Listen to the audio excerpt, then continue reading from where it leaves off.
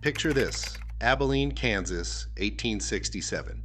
You've scraped together $10, nearly a full week's wages, for one seat on the Butterfield Overland Stagecoach. You've seen the paintings, the gleaming red coach, the wide open frontier unrolling ahead of you, windswept passengers who look like they're headed somewhere worth going. What you're actually climbing into is a wooden box the size of a wardrobe. 8 strangers pressed in beside you, no working suspension, no toilet, no way to stop. 18 hours until the next city. Here's what the paintings left out. This wasn't frontier romance. This was a documented medical ordeal. And the physicians who treated stagecoach passengers had a specific vocabulary for what it did to the human body. Before we climb inside, hit the like button and subscribe to never miss another tale from Gunslinger Gazette. The myth of the stagecoach starts with the men who sold the tickets. Wells Fargo, the Butterfield Overland Mail Company. They needed passengers, and passengers needed convincing. So the advertisements showed the Concord coach in all its painted glory. Red lacquer, gold trim, handcrafted by the Abbott Downing Company in Concord, New Hampshire at $1,200 per vehicle. From the outside, it was a genuine engineering achievement. The Abbott Downing craftsmen had replaced steel springs with thorough braces, thick leather straps stretched between the front and rear axles, designed to absorb the shock of unpaved frontier roads. What they actually did was convert each vertical jolt into a slow, constant rocking, side to side, front to back. Mark Twain rode a Concord coach across Nevada in 1861 and wrote about it in Roughing It. He described the motion as a combination of a cradle and an earthquake. He meant it as a complaint, but the suspension was only the first problem with the stagecoach ticket. The second problem was human math. 9 passengers, 1 coach, 3 benches. Window seats came with leather backrests. The middle bench, directly over the front axle, had a leather strap across the gap and nothing behind you for the entire journey. 5 feet wide, 4 feet tall. 8 complete strangers, their luggage and whatever cargo the company had stowed underneath. Every hour someone shifted. Every mile a new elbow found a new rib. And the stops? Those were for the horses, not for you. Home stations appeared every 50 miles for meal breaks, 20 minutes, no extensions.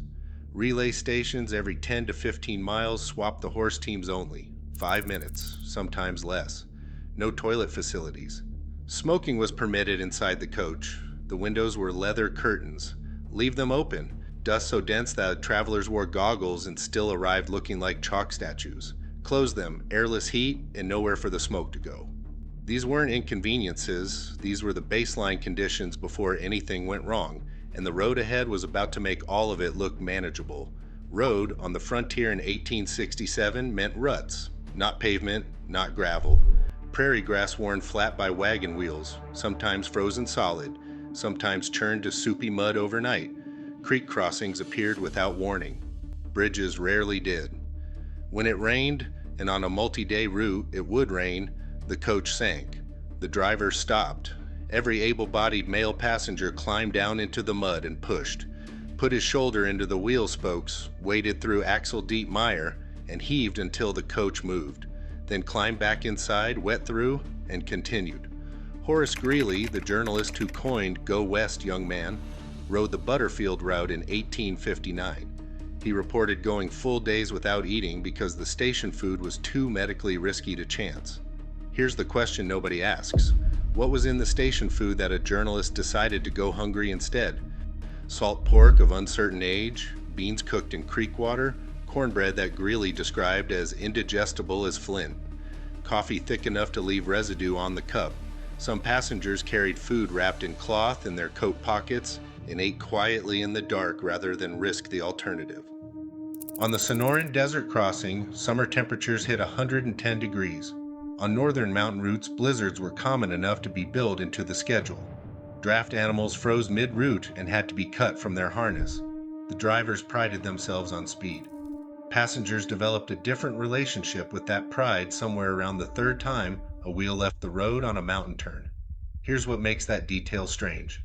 None of this was considered exceptional. It was considered average. Physicians who treated stagecoach passengers had a language for what the coaches did to the body. Stagecoach back? The term appeared in frontier medical records with enough frequency to become shorthand, spinal compression damage from continuous jarring over uneven terrain. Kidney trauma was documented so consistently it carried its own informal frontier diagnosis. Hemorrhoids from 18 hours on a hard wooden bench without standing, without moving, were so universal that medical journals of the 1860s listed them as an expected outcome of Western travel. Not a complication, an expectation.